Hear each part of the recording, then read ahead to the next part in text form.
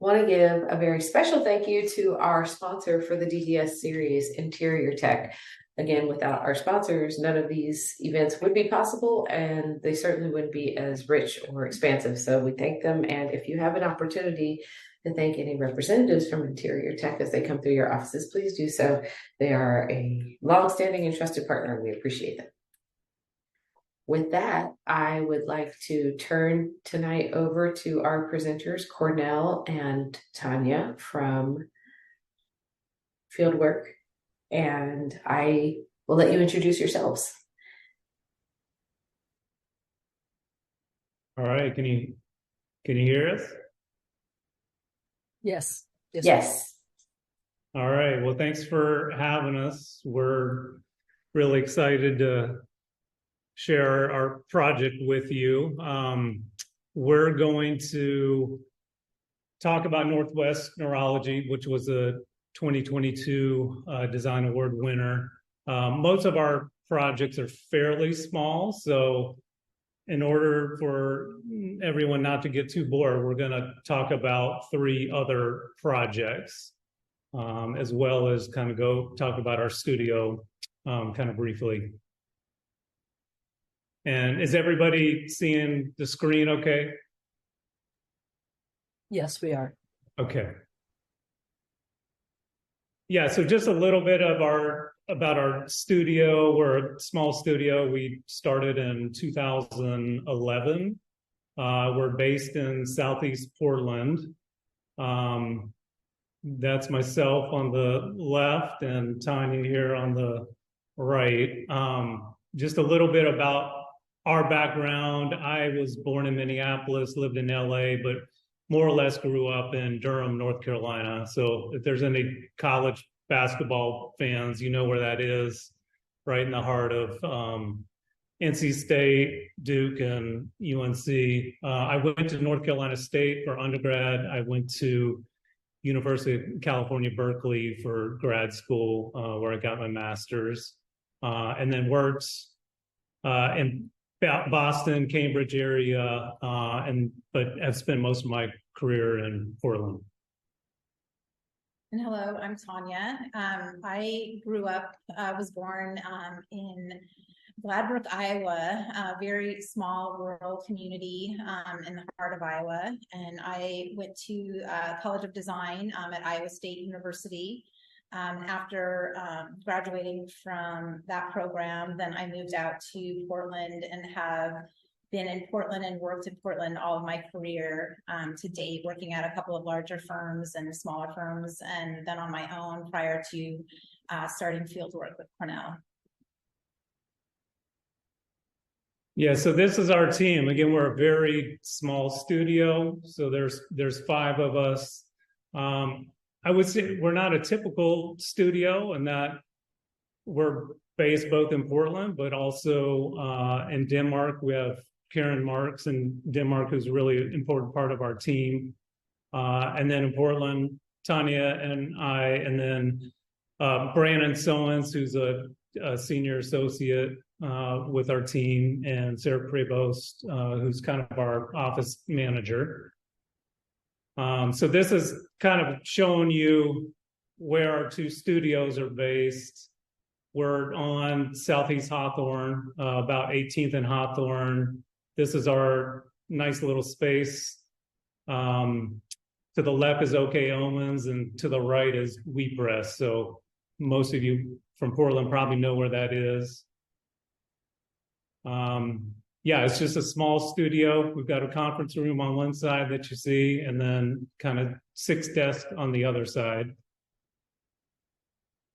And this is our little Denmark satellite. So that's Karen there.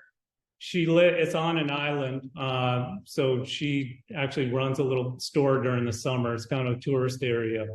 But she worked for us in Portland before the pandemic, moved back to her home during the pandemic, and then has really stayed on with us since then. And then our work is also kind of all over the country, and more so. This is just a map of kind of where our projects from the last few years are located. We've got a couple projects in kind of the Miami area. We just finished a house in Chattanooga, Tennessee, in the mountains. Have a project in Boston. Have a project in Burlington, Vermont that we just began. We've done projects in Chicago and LA. You know, the majority of our work, I don't know, 2/3 maybe, is in the Northwest. But even within the Northwest, you know, we have projects in the Gorge, we have projects in Bend, a handful in kind of wine country area, and then of course in the Portland region. So these are the 4 projects we're going to talk about today. We gave a presentation at the Meeting in the Mountains that AIA Billing sponsors. That was back in April. And the theme of it was scales of architecture. They had different scale firms. So we were the small firm, Co-op from South Dakota was the medium firm, and Methuen from Seattle was the large firm. So within that, what we presented, we also work at all different scales, even though we are a small studio. So we're going to talk about 4 different project types and project scales. And we also, do all different types of work. So we're probably about 50% residential, but we do a lot of hospitality work, winery work, brewery work, coffee shops. And you'll see today there's hospitality work, retail work, and residential work. The first project that we're going to talk about is our extra small project, which was Index PDX, located here in Portland's Chinatown. It was completed just this past summer in 2023 in July. The square footage for that space was just at 925, and our project budget was 100,000, which was put our cost per square foot right at $108 a square foot, which is pretty big challenge nowadays. So it was, we had to really approach that project very uniquely due to that, just the scale and the budget.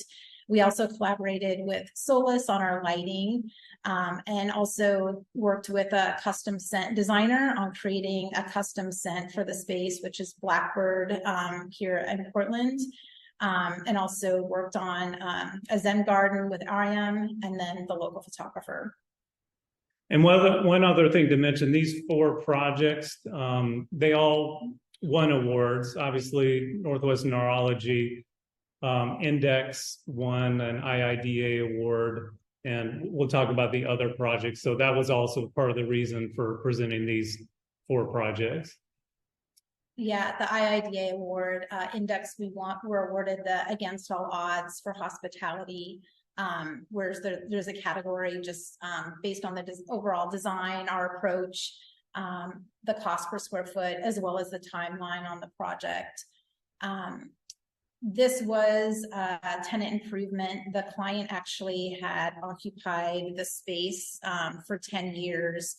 So their lease was coming up, and this is just a black and white image here of what the space looked like prior to the build out. It was very dark. The lighting was pretty much non-existent in the space.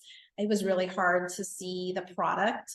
And so one element within this is that the client, over the last couple of years, it's been a little bit challenging in Chinatown, but they're very dedicated to their community there. And so it was an amazing to be part of that team, that they were investing in that community once again, and to see that build out. And you could see just the sense of community kind of come together during this project and after, as a meeting place for a lot of people.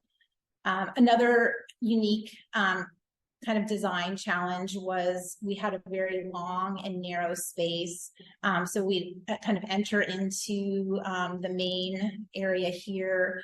And we created kind of a main focal point back here at the space with kind of a brand wall, point of sales, and then really just the other primary goal of this was to just maximize the amount of product that we could display within this space. So we kind of maximized our product display on our north wall here, and then as well as the south, and we have kind of a small designated area for apparel that they've launched as well. And then this zone here was kind of their specialty shoes, and that's behind kind of locked glass doors and shoes valuing, several thousands of dollars for, people in this kind of industry seeking those brands. And so we really just touched the front of house. They have kind of a full back of house with storage. We did not complete anything back there. We really just focused on the front and primary space where the customer was exposed. Here are just a couple of section diagrams looking through the space. And one approach through here is that we really wanted to kind of maximize the customer's experience. And so to really create this kind of disconnect from kind of the urban environment and to walk into almost this, passing by this Zen garden that you start to see as you are even approaching the exterior storefront, and you get a sense of the garden as well as the interior wood slats that kind of wrap the entire space. And so that was to create kind of this nice contrast with all of the shoe elements within the space and bringing in just this sense of warmth, but also creating a very neutral white background for the product to truly pop. And the other element was to just really make sure that this product was lit properly and to highlight all of the product within the space, which is something that they didn't have before. So here as you approach, you can kind of start to see the Zen garden through the wood screen element that is seen at the storefront. We also kind of created a branded tile kind of entry walk area as you enter. And so walking in, this is this kind of first focal point here of the branded wall with a tile back. And then now once you've walked into the space, you can really see one thing else that we did previously. The ceiling was painted black. We kind of came in and just created this white canvas for everything to pop, and then created this balance with the natural slat wood, and then emphasized the space with this linear light that just kind of created a nice diffused element throughout the space. And just this was kind of our one moment. Obviously, our budget was really low and modest. And so another approach that we did was just kind of looking at how a lot of this could be built off-site as these kit of parts. So you can kind of see this 4-foot module with the wood slats, and we repeated that with the wood shelves, or excuse me, with the metal shelving. And so everything was fabricated off-site, and our kind of downtime from when they closed to when we opened again was 6 weeks. So we had a really tight kind of timeline as well. So all of the painting took place on site, obviously the tile work, and everything else was built off-site and brought in. Here's kind of a focal and a look at that Zen garden as you enter into the space. And then also collaborated with a local illustrator that took kind of our design and fresh approach, and they created the whole apparel line that was launched at their opening and grand opening of the space. And then this is a look, so you can kind of see that wood slat kind of embraces that entire space. Yeah, and then for our small project, we're going to go over Dry Creek Cabin. That won a merit award this year, so hopefully I don't get in trouble with Colleen here. But we did want to present it. It's located in White Salmon. It's actually above White Salmon. It sits at about 2,200 2,200 feet in elevation. So It's kind of perched high above the gorge. It was a long-term project. We more or less finished it this year, about 1,200 square feet. That's enclosed interior space.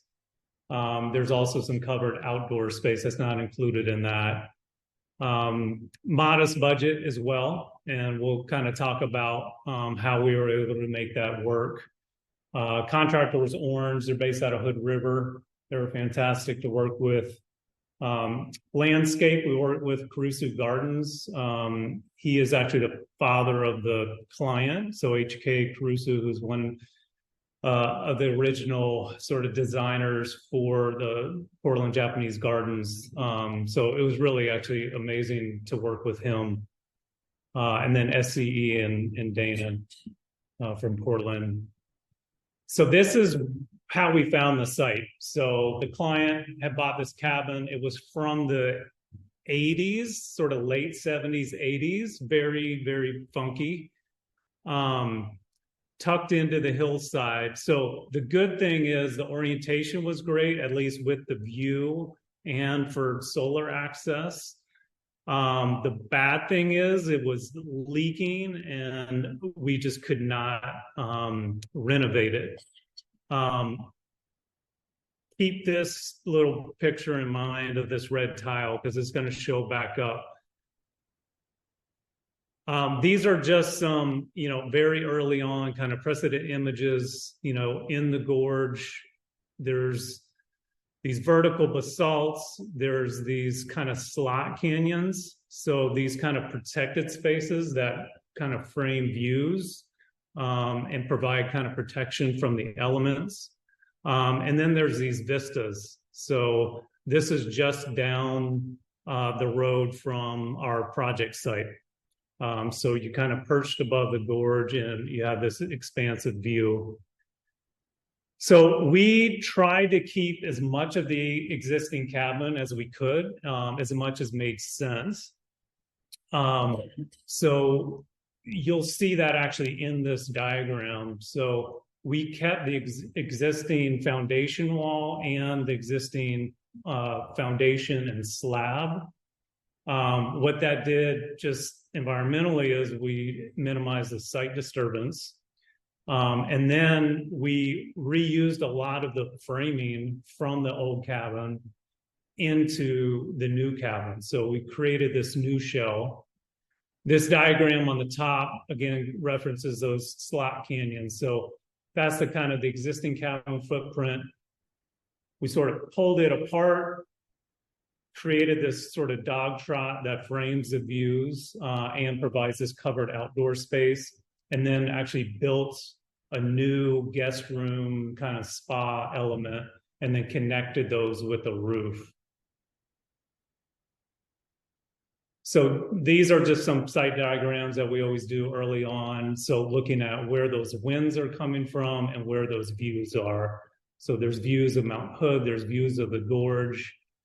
And then wanting to keep those summer winds and then block those winter winds. So that dog trot area, provides this kind of protected environment in the winter, but then opens up to the summer breezes when it gets warm.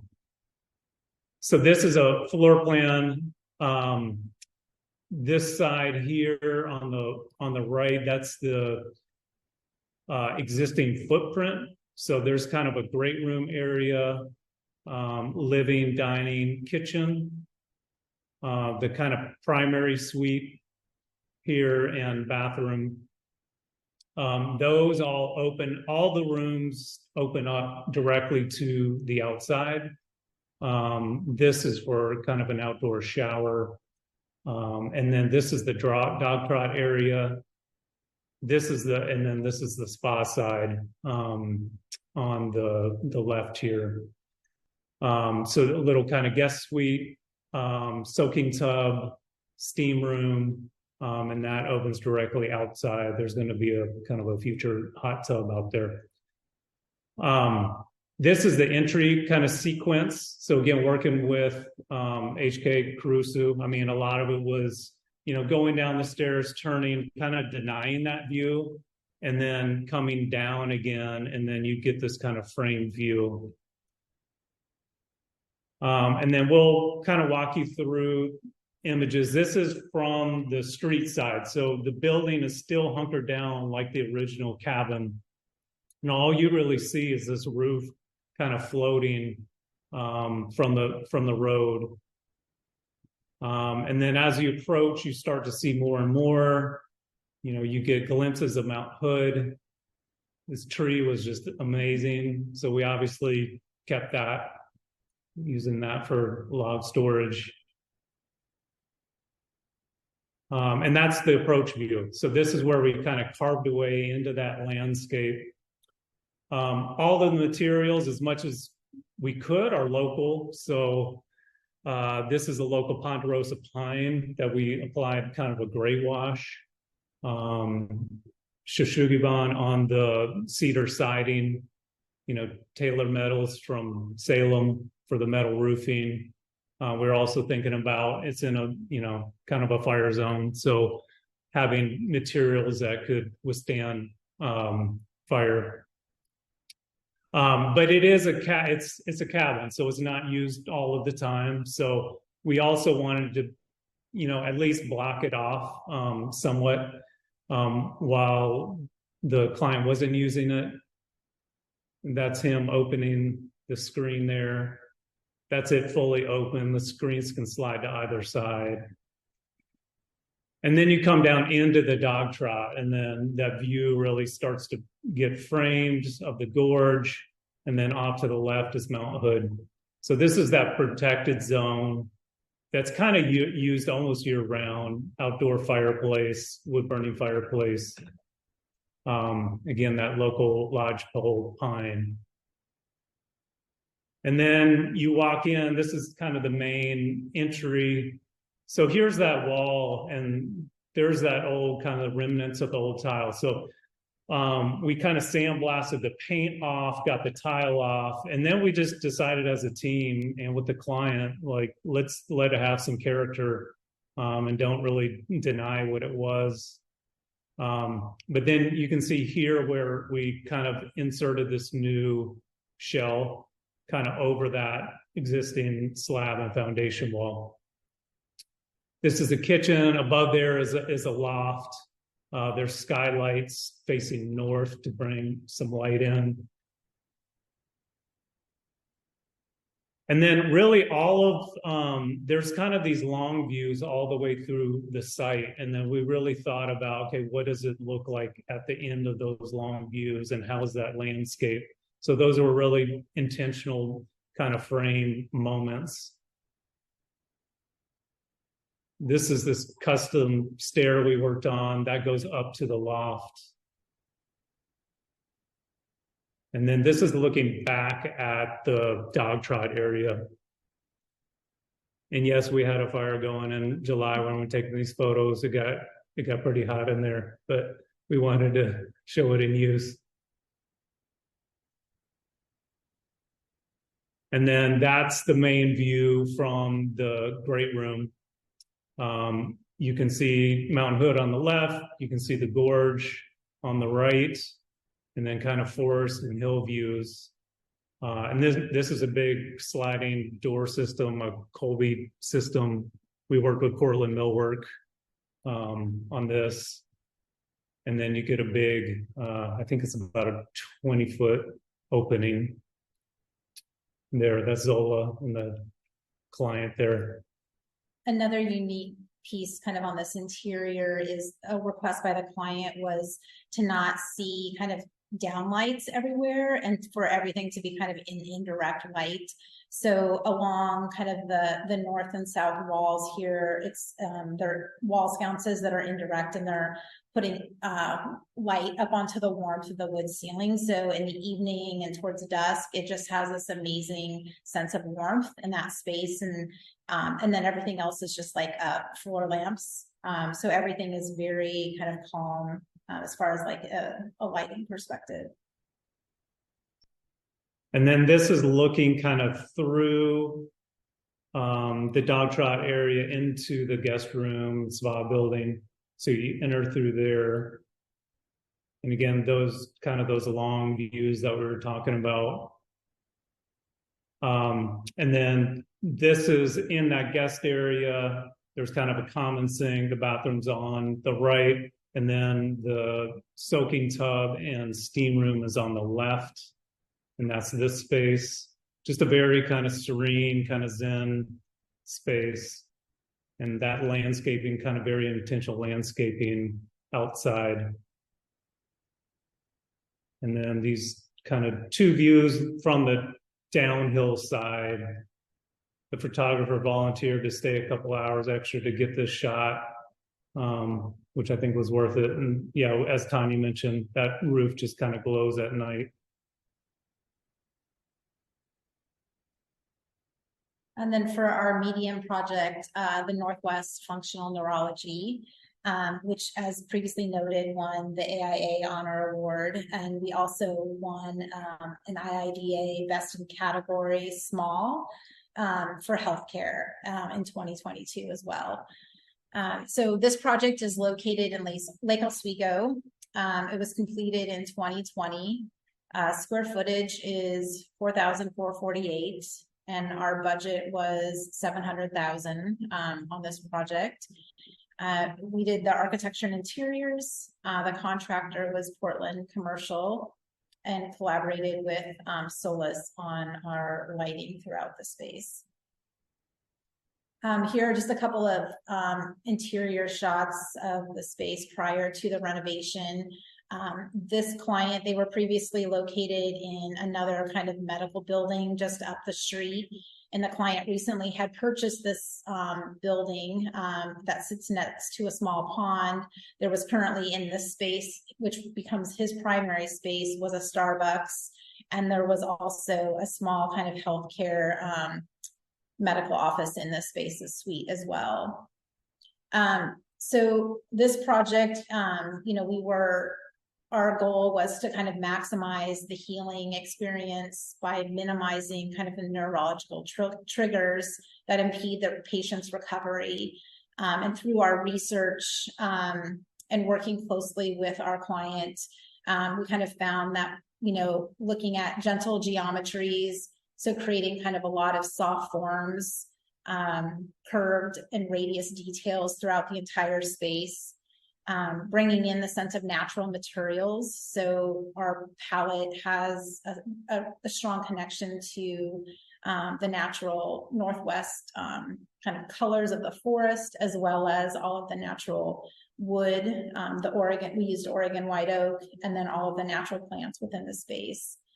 Also creating kind of this tactile softness. So using fabrics in unexpected areas. So our interior walls at the lobby and at the ceiling are all wrapped with wool panels to help with the acoustics, but also just to create an additional level of softness for the patients. And once again, all of the lighting we kind of was intentionally kind of to look at as a calming effect. So looking at all of the interior lighting as well as natural light coming into the space. We applied filters and film to all of our exterior windows to kind of knock back on the distractions and the brightness of the light coming into the space, as well as all the interior light was diffused or indirect and cove kind of through the reception and our corridors. And as noted, we really just wanted to address the acoustics. So with the carpet tile on the floor and then the wool panel, fabric panels on the walls and ceilings within the space. So here's just a small kind of site plan outside of the building, kind of to the east. There's a little pond that you kind of will see later on in a patient lounge space. But so here is the main entry, kind of walk in. And another kind of important piece was for patients, like once they approach the space, to kind of leave everything behind them and kind of enter into the sense of calm. So we're really intentional about the lighting, the materiality, and the color choices within the space. And as you can see here, all of the kind of, there's not really like at the entry kind of lobby and reception, everything has kind of a curved, rounded radius to it. So here's a view looking at the warmth of all of the Oregon white oak. You can see we've applied kind of this film and just diffusing all of the visual distractions from the exterior, but also controlling that natural light that comes into the space. We also created these custom light clouds of diffused light that kind of mimic some of the tables and furniture below in the waiting area. And then you can see here some of the lighting which would typically be kind of your branded wall for logos and everything like that. We specifically chose not to have any of that information, just kind of one less element within the space to be a visual distraction for patients walking in. And here you can see all of the walls and the ceilings have that felt material. And we incorporated this kind of curved radius built-in seating. And that approach was just to create another kind of just one large move versus having several waiting chairs and additional distractions. So it's just kind of one seating moment within the space. And here's that view of the reception. So, you know, typically would kind of see a branded moment behind here. We just kind of kept that as this moment of warmth and kind of a moment of pause when patients first walk in. And here is the waiting area, and even though it is all built in, we kind of created these natural breaks with these custom incorporated side tables, so patients still can feel like they're there and going through this together, but they all have their individual space. And this is a little bit more unique. It's actually under a double height space. So when you're there, you've got kind of this first level of detail, which is this light cloud. And then you look beyond and you've got additional kind of natural light filtering in beyond. Here, this is kind of a standard nurses station. So you're starting to kind of see that approach and also seeing that continuation of warmth throughout the project. And at the entry, we did just leave everything as the concrete. This is just a detail of that custom conference table.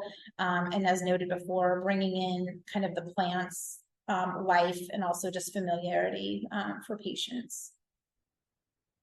And this is that first view, kind of looking down the corridor here back to therapy room. So kind of throughout this corridor, there are exam rooms on both sides and treatment rooms as well.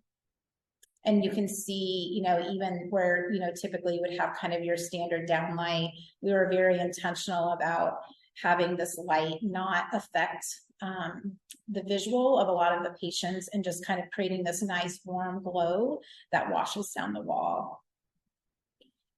Here is in one of the therapy rooms. You can kind of get a glimpse and a connection to the outdoors. There's a pond beyond. This is actually looking back towards the waiting room. And you can see we've got kind of the treatment of the wool panel on one side of the corridor. This is just a very simple and minimal. We just did not want a lot of distractions, even within the exam room. So this is just kind of a typical exam room. And then there are other exam spaces, obviously, that have different machines to assist with their treatment. And everything, for the most part, like all of the lighting would be very low and the rooms would get really dark. And that was very intentional with the paint colors and just always being very sensitive to the patients that are there experiencing the space.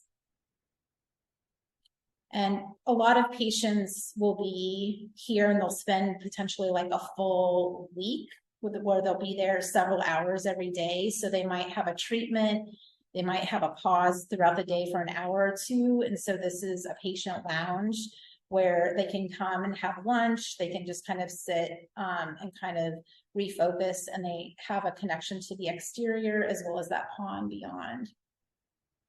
And then as you kind of as you're leaving this space, this is taking you back towards the main entry, and you get a glimpse of that natural kind of wood element that we had at the entry area. And this is just a little detail, as you can see, just was very important to have all of these radius edges, the warmth of the felt, and then also just kind of bringing in the plants, as many plants as possible. Yeah, we're gonna finish with the St. Benedict Guest House and Retreat Center, which is on the Mount Angel Abbey campus. I think we're running out of time here a little bit, but we'll go through it pretty quickly here. But it's just a really special project, and we feel lucky to have been a part of it. It more or less completed in 2021. I mean, obviously the timing wasn't great. I think they first tried to open their doors in 2020, and then the pandemic hit. The area is about 40,000 square feet. Some of that, I think it's about 25,000 is existing. So there's an existing guest house there. And then we added about 15,000 square feet new. It was about a $12 million project. We were sort of the design architect, and we collaborated with Brian Jackson. He's a mentor of Tonia and I's from our Bora days. He's just an amazing architect, and he brought us in. Lango Hansen was the landscape architect, KPFF, Janet Turner, and Civil, and we worked with O for lighting design. And the photographs are from Jeremy Bitterman. This is just something we do for most projects. So we create these project values. And these are images that we pull and images that the client pulls, but that really talk about what we want the project to be.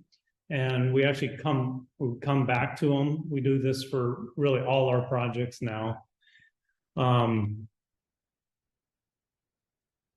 we apply images to those that hopefully match those words.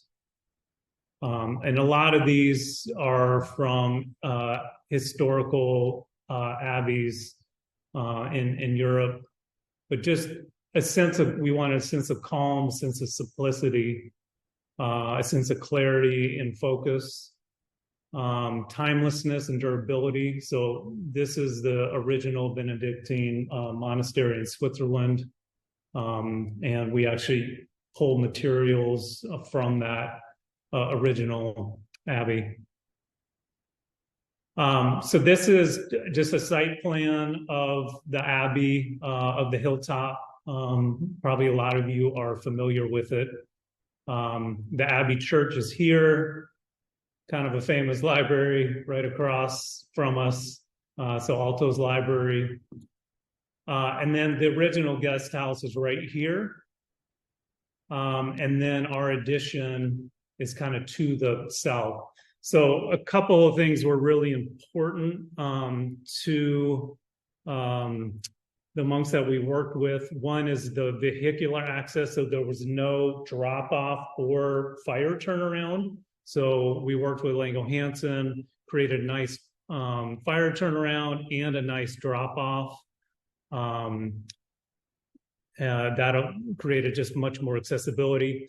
And then the pedestrian access from the Abbey Church, there was no way to go through the guest house to the track down the hill, either from inside or from outside. So we created these pathways through the building and outside of the building to really start to connect this kind of upper level and the lower level of the campus.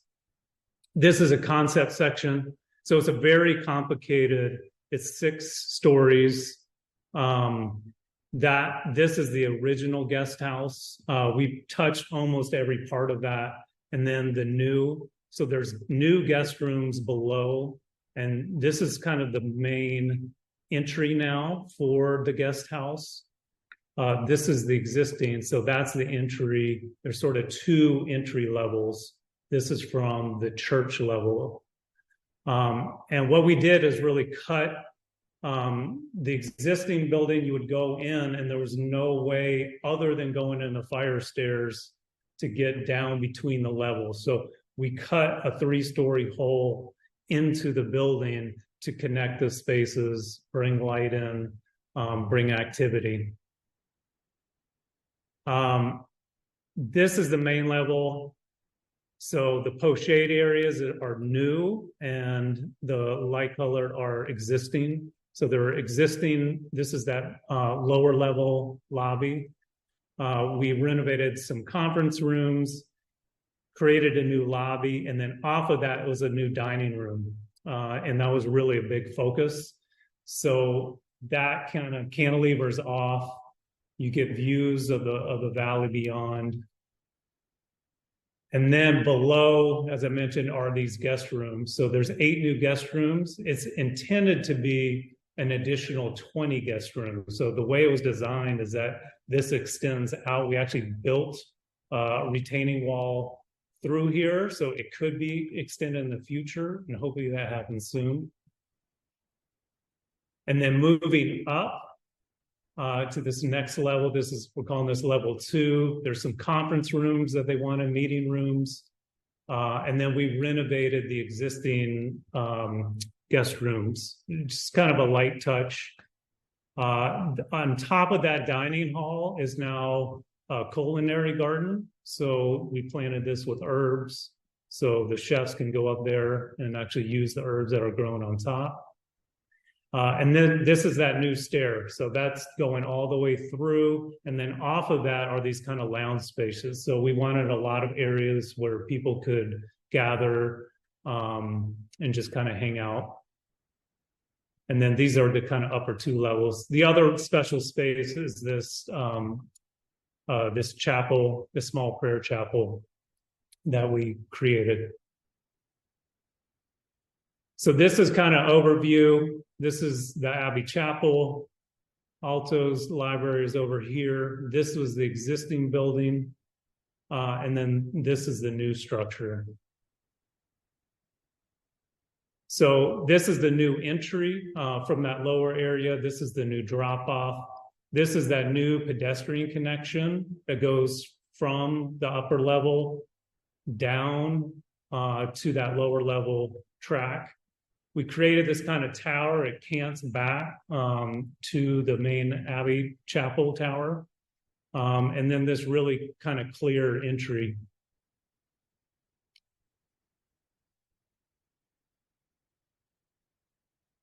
And then Brother Andre, who we worked with quite a bit, he actually did the artwork. That's Saint Benedict.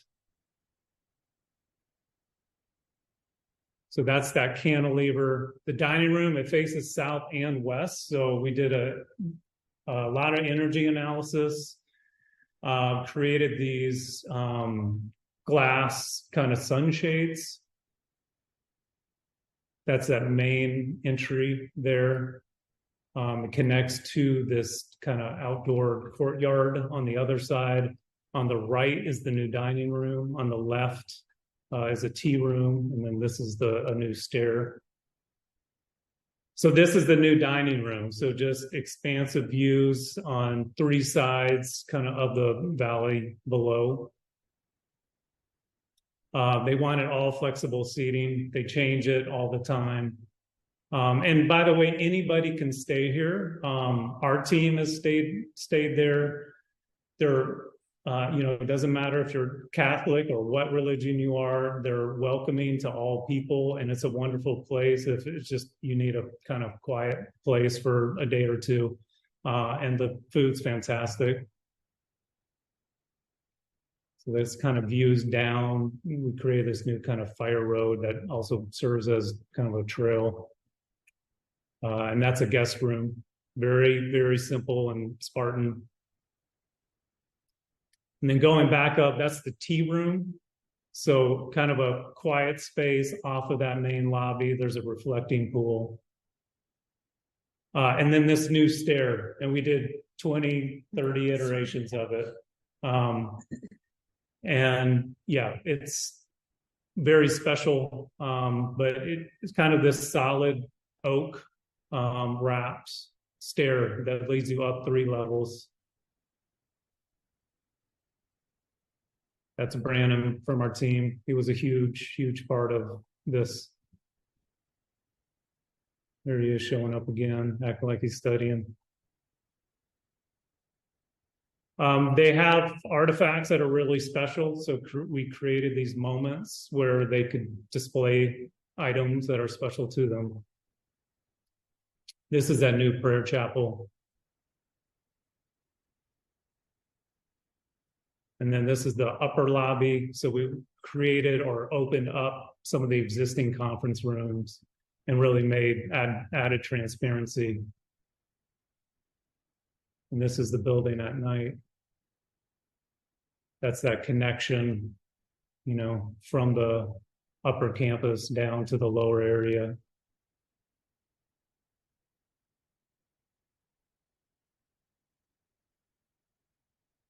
So that's it. Sorry, we went 3 minutes over. But... That's all right. We forgive you. So does anyone have any questions?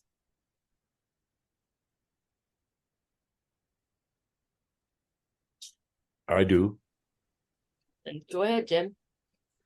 The budget numbers that you gave were unbelievably reasonable. Are those really the costs, or were those the targets at the beginning of the project? Yeah, I would say those are real numbers. They were probably numbers that were at the start of construction. So it might have creeped up a little bit, but I would say no more than 5%. But we tend to take on projects that, have modest budgets. And as long as it's a good client fit, we're on board for that. I say bravo to that. Thank you.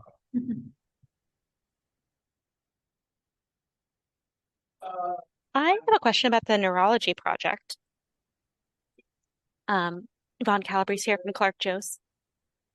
But I was wondering, you mentioned that gentle geometries was a strategy that you imposed, and I'm curious if that was coming from more intuitive and anecdotal kind of findings, or if you had some concrete research that you were basing that off of. And my second question is if you're going to be measuring the outcomes of those design strategies that you employed.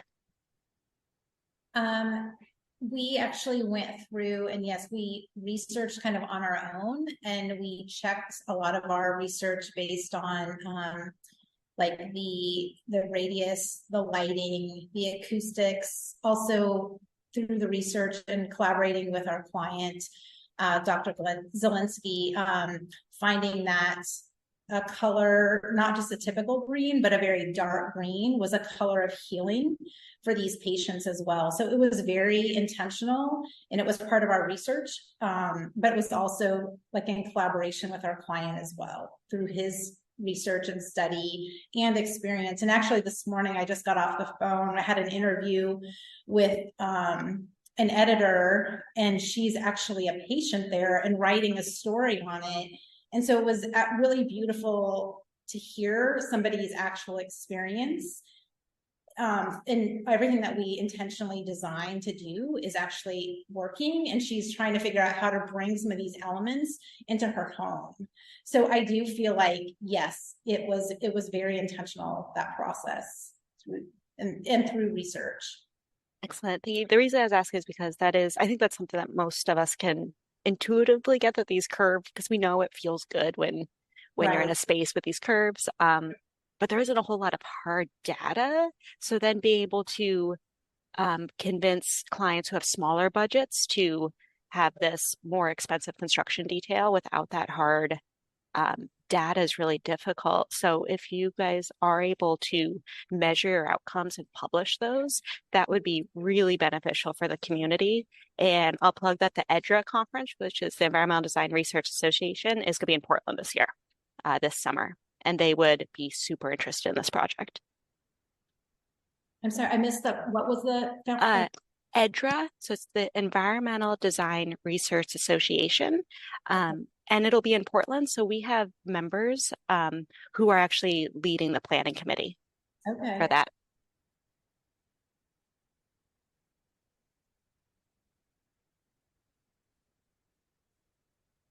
But it's a wonderful project. Thank you. All three. Thank you. Or even. Anybody else?